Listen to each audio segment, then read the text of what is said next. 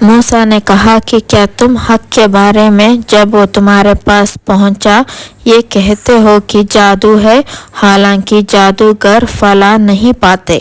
وہ بولے، کیا تم ہمارے پاس اس لیے آئے ہو کہ جس راہ پر ہم نے اپنے باپ دادا کو پایا ہے اس سے ہم کو پھیر دو اور تم دونوں اس ملک میں سردار بن کر رہو؟ ہم تم دونوں پر ایمان نہیں لائیں گے۔ اور فرعون نے کہا کہ تم میرے پاس سارے ماہر جادوگروں کو لاؤ۔ تو جب جادوگر آ گئے تو موسیٰ نے ان سے کہا، ڈال دو جو تم کو ڈالنا ہے۔ جب انہوں نے اپنی رسی لاٹھی ڈال دی تو موسیٰ نے کہا کہ جو کچھ تم لائے ہو وہ تو جادو ہے، یقیناً اللہ اس کو ابھی نابود کر دے گا۔ بے شک اللہ فساد کرنے والوں کے کام کی اصلاح نہیں کرتا، اور اللہ اپنے حکم سے سچ کو سچ کر کے دکھا دے گا اگرچہ مجرم برا ہی مانے۔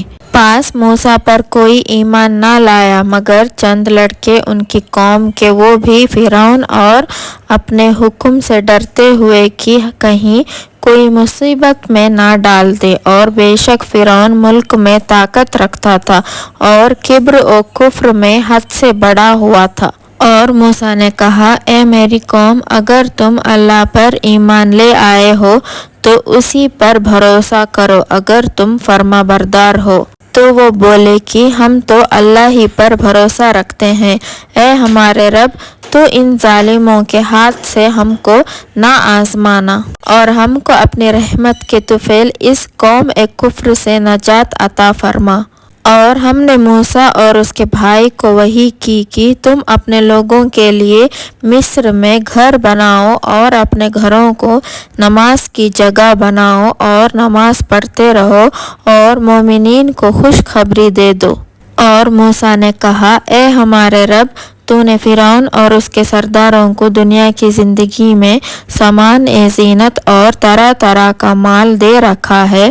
اے ہمارے رب، یہ اس لیے دیا ہے کہ تیرے راستے سے گمراہ کریں۔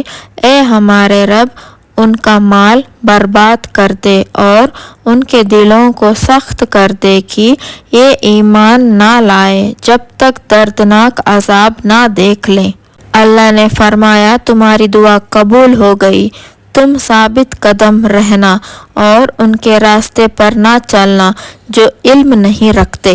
اور ہم نے بنی اسرائیل کو دریا سے پار کر دیا، پھر فرعون اور اس کے لشکر نے ان کا تعاقب کیا سرکشی اور ظلم کے ارادے سے، یہاں تک کہ غرق ہونے لگا تو کہنے لگا کہ میں ایمان لے آیا کہ سوائے اس کے جس پر بنی اسرائیل ایمان لائے ہیں کوئی معبود نہیں، اور میں فرما برداروں میں ہوں۔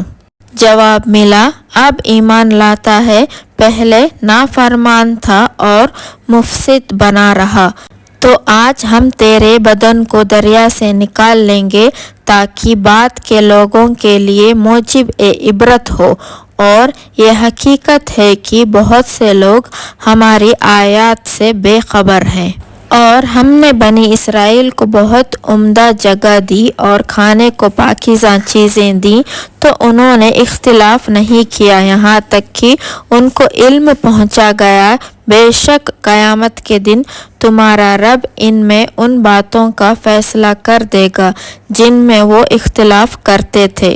پھر اگر آپ کو اس کتاب میں شک ہے جو ہم نے آپ پر نازل کی ہے تو ان سے پوچھ لے جو آپ سے پہلے کی کتابیں پڑھتے ہیں، آپ کی رب کے طرف سے آپ کے پاس حق آ چکا ہے، تو آپ ہرگز شک کرنے والوں میں نہ ہوں اور نہ ان لوگوں میں سے ہونا جنہوں نے اللہ کی آیات کو جھٹلایا، ورنہ آپ کثرے میں رہیں گے۔